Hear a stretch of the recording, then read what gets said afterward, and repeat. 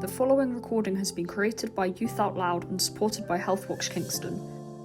It has been funded by the Royal Borough of Kingston upon Thames Resilience Fund.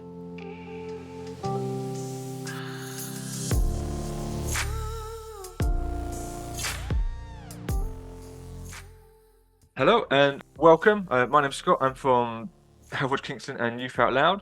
I'm joined today by Isabella. Isabella, how are you? I'm good, how are you? Yes, I'm very well, thank you. So we're recording a podcast on access to NHS and social care services for young people living with a disability. Also, this recording is sort of talking through our findings. We use some of Healthwatch's previous knowledge. So obviously over the years we collect information from the public, their experiences. So we've got a few that we already had. We interviewed 3 parents and 1 young person, which they'll all be available on your web shortly. We had a survey around access, so asking people for their access, what's been good, what's not. We got 27 responses, which included when we went out to Orchard Hill College and the Xavier Centre at Richard Challoner. So thank you very much to those that were part of the interview, fed back to our survey, obviously to the school and college for having us, and obviously over the years anyone that's given us their feedback, their experience. First thing, obviously we learned about is obviously issues around diagnosis and treatment. It can take quite a long time for people to get a sort of full diagnosis. So, and their parents saying they have to push. So I don't know if you can remember anything that we learned from the interviews that you were a part of. I think one of the biggest problems that was raised about having a delayed diagnosis is that for many services, you can't actually get any support until you have a formal diagnosis, as that's a requirement for the services. So a lot of the time, that means that someone might be missing out on treatment that they need because they don't have enough evidence to suggest that they need it, even though they do need it. And then, as a consequence of that, people's medical conditions might get worse over time if they're just not being supported in the same way. And ultimately, it just puts more pressure on the NHS if by the time they finally are seen, things have got worse and they could have been prevented from doing that had there been an earlier diagnosis. True. If we had sort of a suggestion or recommendation could be to anyone really, what would it be based on what we've learned around obviously it taking a long time? I think we can't change that things are going to take a long time because there's just a lot of pressure on the NHS. And unfortunately, that's kind of how it is at the moment, and it's going to take a lot to change that. But given the current situation, one thing that individuals can do is try and chase up start the process for diagnosis as soon as possible. Because even if it turns out there's nothing wrong, you haven't really lost that much. But if something is wrong and you've identified it early and tried to seek help for it at an earlier stage, you can get help for it earlier. So it's better to start things sooner rather than later. Yeah, I agree actually. So for parents, carers, if you're unsure, try and seek that support. If you think it might be a diagnosis, pushing for that as well. Another thing we heard is around sort of dual diagnosis or being an issue, and obviously other things that are happening in people's lives, making it tricky. We heard that obviously one young person who was a young carer and has a diagnosis of autism, but actually before the diagnosis of autism came in, people thought their behaviour was due to the fact that they were a young carer rather than anything else. And we also had an issue, which was an interview you were part of, around sort of treatment. And if you can remember that one about the horse riding. Yes, so there was one young person we spoke to who mentioned that as part of her condition, she sometimes gets pain in her feet, but also has problems with balance and coordination. And she was told that as a result of the pain in her feet, it would be really good if she did some horse riding to get rid of the pain or at least minimize it. But the problem was that horse riding was a very unrealistic solution for her as a result of the balance problems. So I think something as a result of that would be quite helpful is if healthcare professionals, when assessing what the best treatment option is for someone, looks at the whole picture. If someone had looked at her whole medical history, they would have seen, oh, anything requiring a lot of balance probably isn't going to be suitable. Let's suggest something different instead of giving her a suggestion that she could never actually do without an alternative. So I think if people look at the whole picture, then that would give a higher chance of having treatments that work for individuals. Definitely, definitely. The other thing in terms of diagnosis and treatment that we sort of learned, there's lots of medical professionals get involved, and you get passed from one to another, and then people saying they have to keep sort of retelling their story. Any comments on that one, Isabella? Yeah, I think it's very unfair that people have to keep retelling their story because not only does it waste appointment time itself, but it also creates the additional problem of how do you know that you're going to remember everything each time you're speaking to someone? Because if there is quite a complicated and complex medical issue, you're not necessarily going to remember every little detail each time and tell people. And that can lead to suggestions of treatments that might not work as best as they could for people, as we saw earlier with the horse riding. Hmm. So it's definitely not ideal for people to have to keep retelling things. But something that could help is if there was some kind of database or better track of records for all NHS services, because I'm not sure if there currently is one, just so that medical professionals can keep track of records from all aspects of a patient's care rather than just their care under that individual professional, if that makes sense. It does. It does. It's something we definitely ask. Speaking of sort of specialists and of medical professionals, another thing that was raised is obviously when they have to travel to specialist services, it can be quite exhausting. It's a few hours there, a few hours back. And obviously it involves a bit of time off school and work. So I don't know if you've got any comments on that subject. Obviously, the time people have to take off and the pressures on them to get there. Yeah, I think that sadly, in the case of a lot of these appointments, you can't really avoid that you're going to have to take time off for them Mm. because the working hours of the healthcare practices are going to be the same as it during the working week. So that clash is somewhat inevitable. And we can't change that they're likely to be far away either, just because if it is a very, very specialized and niche service, you're not realistically going to be able to have one in every small town. So No. you are going to need to travel for it. But one thing that people can change is how everyone looks at the situation. So whether that's employers, teachers, or people in power, just looking at someone's situation with a bit more understanding and understanding, okay, they're going to have to take time off for this. I'm not going to get annoyed with them or make it seem like it's their fault because really it isn't. So I think just a bit of understanding from people could hopefully make a bit of a difference there.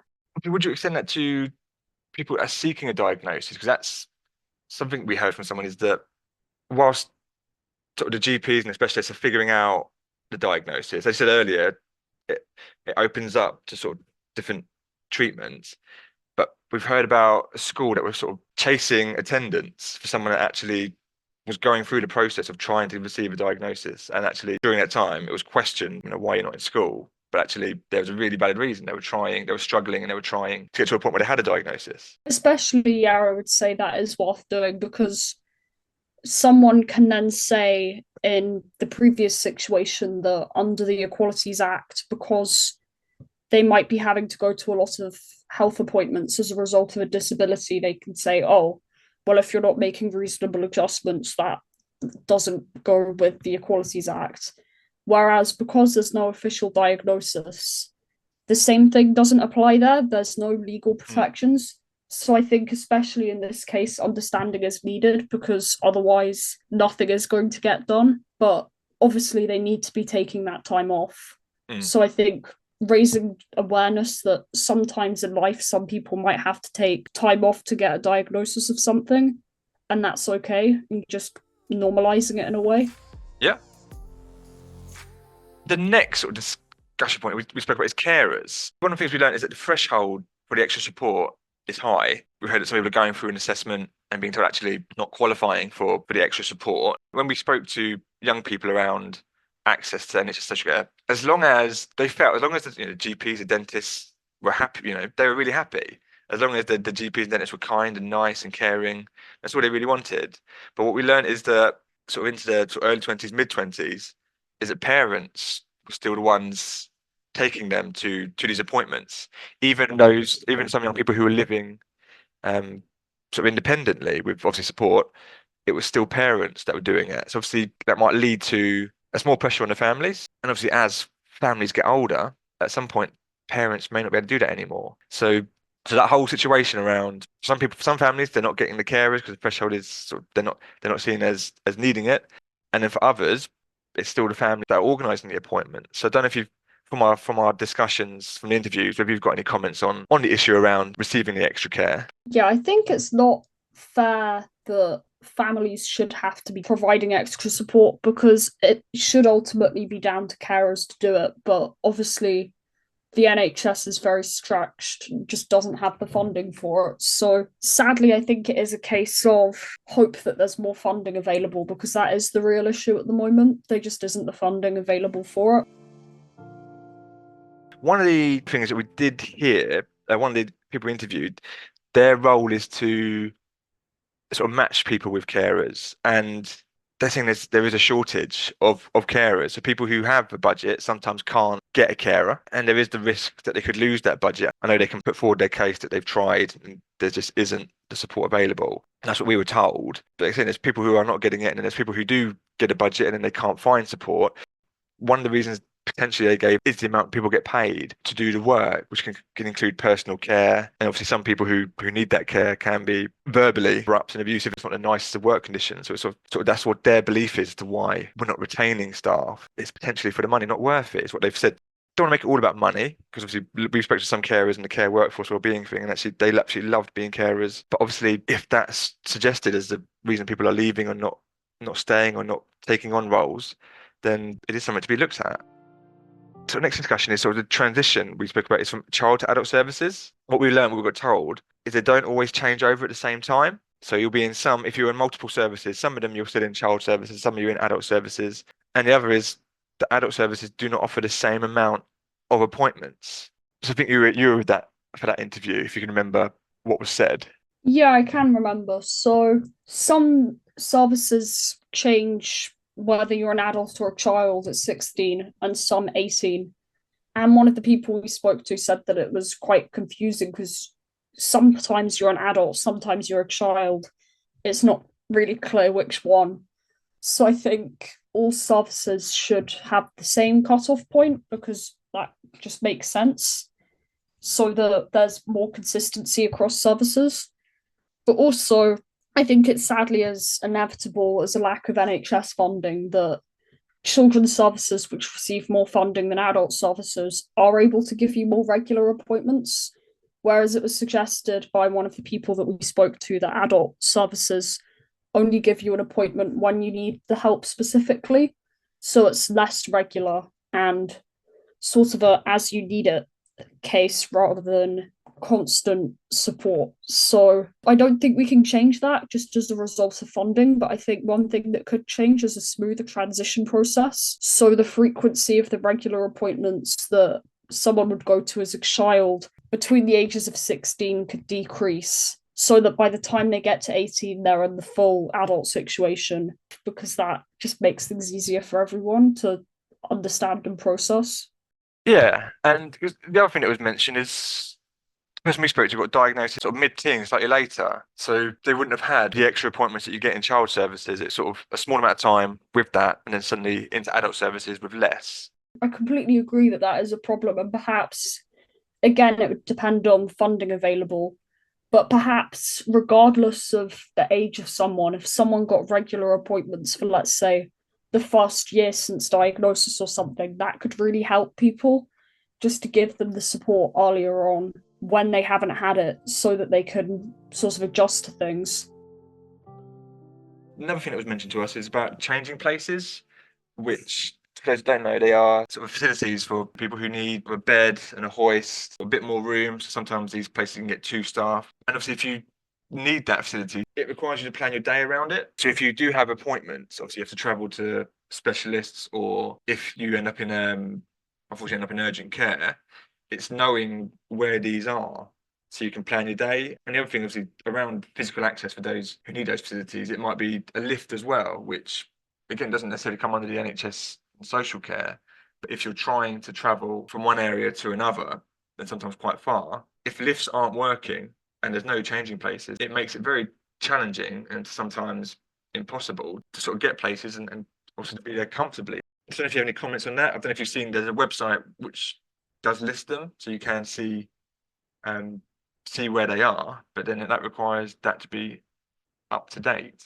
I think that one good thing that has been done over the last few years is that I think a law was passed to state that any new buildings above a certain size must be built with a changing places toilet in, which I think is a really positive development. Hmm. It's a shame that it only applies to new buildings, as some areas of the country have more new buildings than others. So older, more established towns might not benefit as much from this. But I think it's still a step in the right direction. And expecting people to be able to renovate old buildings to put them in is unfortunately unrealistic. But hopefully, as time passes and more new buildings are built, things will become more accessible for people. And on the topic of lifts, again, it's not necessarily something that falls directly under health and social care, but I think something that would be a good thing to encourage people to do is if a lift is broken, then fix it. It sounds really silly, Yeah. but there are lots of lifts that are just they don't work and it doesn't look like anyone's ever going to get around to fixing them. So just fixing them would make a big difference. Yeah, it's not my lived experience, but I can't imagine the sort of dread of knowing that there's going to be a good chance that the lift you need is still not fixed. The recommendations, obviously, or the suggestions, obviously, in simply just fix the lift.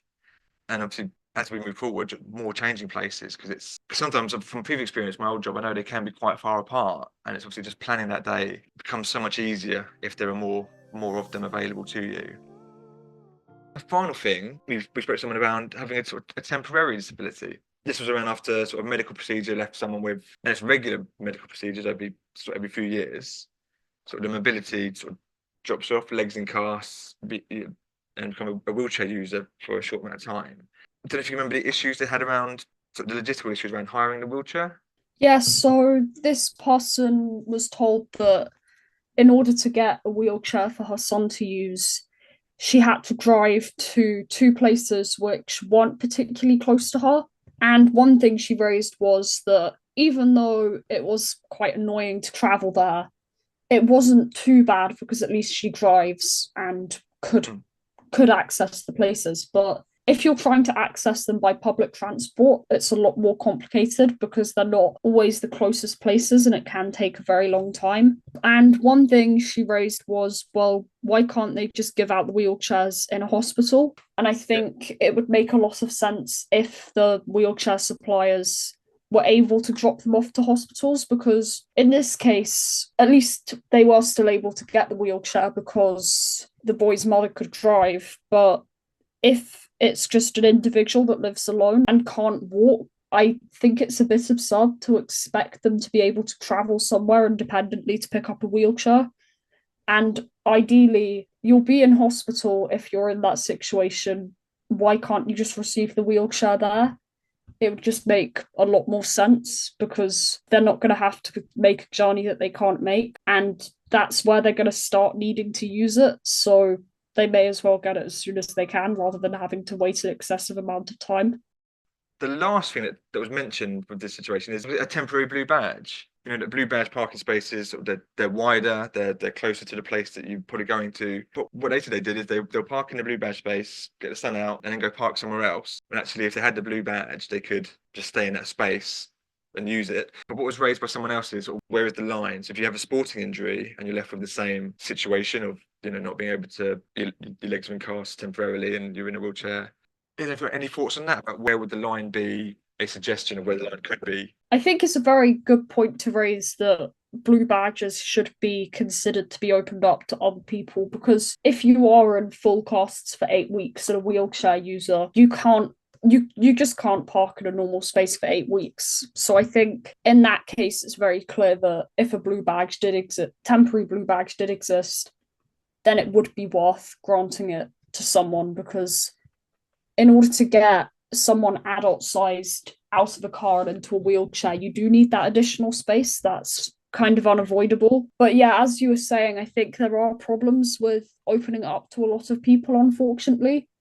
I think that if you did give a temporary blue badge for any injury that affects mobility, that's probably going to be quite a lot of temporary blue badge users. And there just aren't enough blue badge parking spaces for that to be realistic. And then it means that by the time someone who is in a wheelchair, for example, goes there, but the space is taken up by someone with a sporting injury who still has mobility, it's just limited, but they could have probably got away with parking in a normal space. It just makes things more difficult for the people who really, really need it. So I think it's definitely difficult to decide where exactly that line should be drawn, but it would definitely be beneficial for some individuals to have a temporary blue badge, especially if they know in advance that they're going to need it for a certain amount of weeks. Thank you. There's more on your web, there will be more on your web, but those are our sort of main sort of learnings from what we found out, what we heard. Isabella, I just want to thank you again for your time today and also the interviews you were part of. Youth Out Loud is a group of young people helping to improve our local health and care services. We work with Healthwatch Kingston and we use our voices to make health and care services better for young people.